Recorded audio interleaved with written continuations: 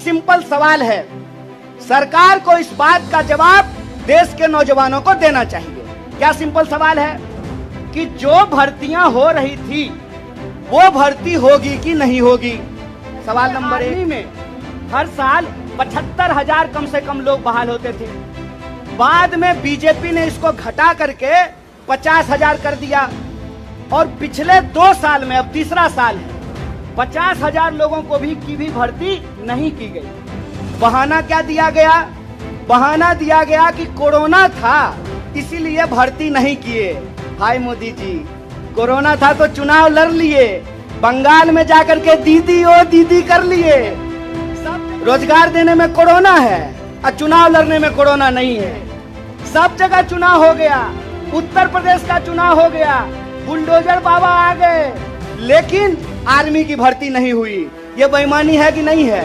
अरे आप कहते हैं मोदी जी मैं भी चौकीदार, मोदी जी के समर्थन में लोग कहते हैं मैं भी चौकीदार। ये चौकीदार नहीं हैं, ये देश के ठेकेदार हैं। और ये देश के ठेकेदार कैसे हैं? क्योंकि इस देश के लोगों का, उनके भविष्य को ये ठेके पे कर देना चाहते हैं। ये जो अग्निपथ योजना है, इसकी मोटी मोटी बात आप समझ लीजिए। मैं बड़े ध्यान से सारा प्रेस कॉन्फ्रेंस सुन रहा हूं। प्रेस कॉन्फ्रेंस में सरकार जिलेबी की तरह गोल गोल कर रही है, हर चीज को सब कुछ बोल रही है, सब फायदा गिना रही है।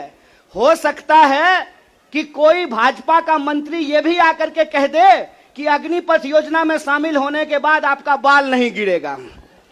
जिस तरीके से उसके फायदे गिनाए जा रहे हैं, लेकिन असली बात नहीं बताया जा रहा है। एक सिंपल सवाल है, सरकार को इस बात का जवाब देश के नौजवानों को देना चाहिए। क्या सिंपल सवाल है कि जो भर्तियां हो रही थी वो भर्ती होगी कि नहीं होगी। सवाल नंबर 1 सिंपल बात है। पहले आर्मी में हर साल 75,000 कम से कम लोग बहाल होते थे। बाद में बीजेपी ने इसको घटा करके 50,000 कर दिया और पिछले 2 साल में, अब तीसरा साल है, 50,000 लोगों को की भी भर्ती नहीं की गई। बहाना क्या दिया गया? बहाना दिया गया कि कोरोना था इसीलिए भर्ती नहीं किए। हाय मोदी जी, कोरोना था तो चुनाव लड़ लिए, बंगाल में जाकर के दीदी ओ दीदी कर लिए। सब जगह चुनाव हो गया, उत्तर प्रदेश का चुनाव हो गया, बुलडोजर बाबा आ गए, लेकिन आर्मी की भर्ती नहीं हुई। यह बेईमानी है कि नहीं है? रोजगार देने में कोरोना है और चुनाव लड़ने में कोरोना नहीं है। और अगर आप बैकलॉग को देखेंगे, 50,000 को अगर मान लें, तब भी 1.5 लाख बहाली होनी चाहिए थी। 1.5 लाख ये बहाली नहीं कर रहे हैं। 1.5 लाख बहाली ये करेंगे कि नहीं करेंगे, इसको ये नहीं बता रहे हैं। ऊपर से ये एक नया योजना लेकर के आ गए हैं। तो एक ना छोटा सा कहानी हमको याद आ रहा है। बच्चा बहुत जोर जोर से रो रहा था, कहा मम्मी दूध पिला दो, दूध पिला दो। मम्मी उसको उठा करके अलमीरा पे बिठा दी। बच्चा मम्मी को यह नहीं कहता है कि मम्मी दूध पिला दो, बच्चा चिल्ला चिल्ला करके कह रहा है कि मम्मी अलमीरा से नीचे उतार दो, नीचे उतार दो।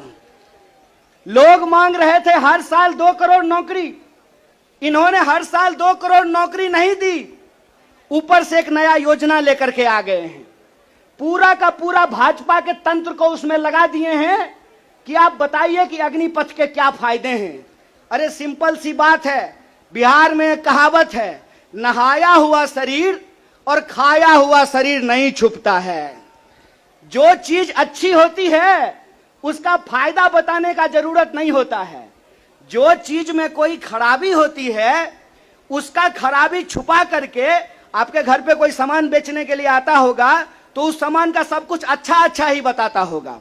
आप ट्रेन में जब जाते होंगे, बस में जाते होंगे, तो जब जूसर बेचने वाला आता है तो एक संतरा से आपको 1 गिलास जूस निकाल करके दिखाता है, और वही जूसर जब आप घर पे लेकर के जाइएगा तो आधा गिलास जूस भी आपको आपके घर में नहीं निकलेगा।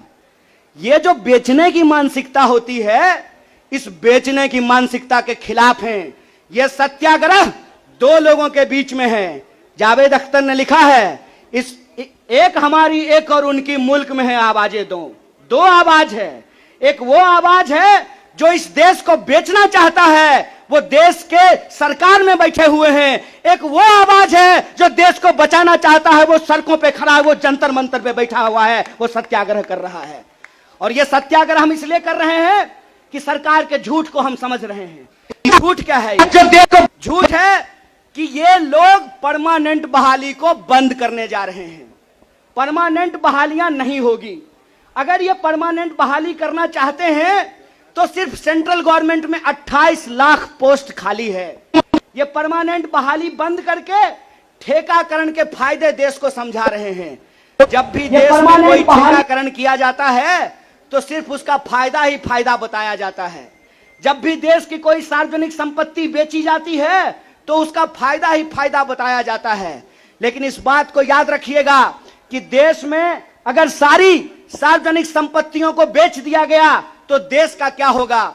एक बार आप इस बात पे विचार कीजिएगा कि अगर एयर इंडिया नहीं रहेगा, अगर नहीं होगा एयर इंडिया, तो क्या करेंगे ज्योतिरादित्य सिंधिया? समझना है कि नहीं समझना है?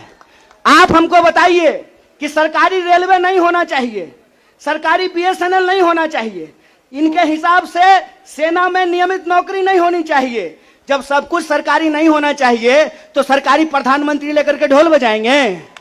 फिर सरकारी प्रधानमंत्री भी क्यों होना चाहिए? सरकारी संसद भी क्यों होना चाहिए? देश का मतलब होता है देश की राष्ट्रीय संपत्ति, देश का मतलब होता है देश की राष्ट्रीय सेना, देश का मतलब होता है देश के लोगों का सम्मान। इसीलिए मैं आप तमाम लोगों से यह आग्रह करने के लिए आया हूं, कांग्रेस पार्टी की लड़ाई सिर्फ अपने नेता को बचाने की लड़ाई नहीं है। कांग्रेस पार्टी की लड़ाई इस देश को बचाने की लड़ाई है। वो देश जिस देश को गांधी ने बनाया है, जिस देश को नेहरू, मौलाना अबुल कलाम आजाद ने बनाया है, उस देश को बचाने की लड़ाई है।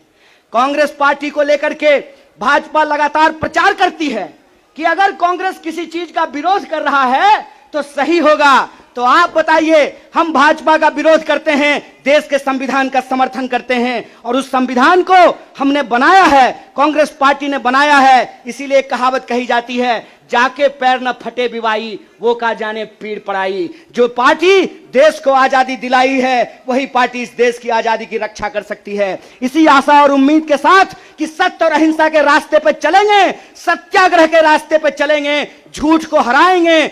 झूठ पे सच भारी है, सत्याग्रह जारी है, यह सत्याग्रह जारी रहेगा। बहुत बहुत शुक्रिया, बहुत बहुत धन्यवाद।